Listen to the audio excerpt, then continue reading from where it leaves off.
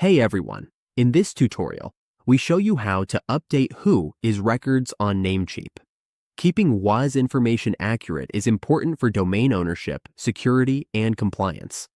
Updating Whois records makes sure domain registration details like name, email address, and contact information are correct and current.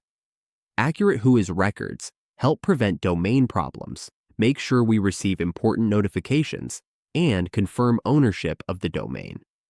Now, let's walk through the process together.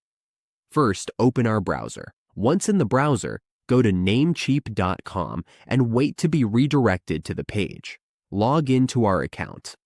After logging in, go to our domain list. To see the domain list, check the upper right corner. There, we will see the domain list. Click on it. Alternatively, we can go to our dashboard and click Domain List. Once we are in our domain list, we will see our domain. Click the drop-down button and then click Manage. Now, once we are in the Manage section, look at the bottom right part. Here, we will see our Whois registered contacts, administrator contacts, technical contacts, and billing contacts. We can edit and verify all of these anytime and update our information here. Once we're done updating, our Whois records in Namecheap are up to date. This is a quick but important step in properly managing our domain.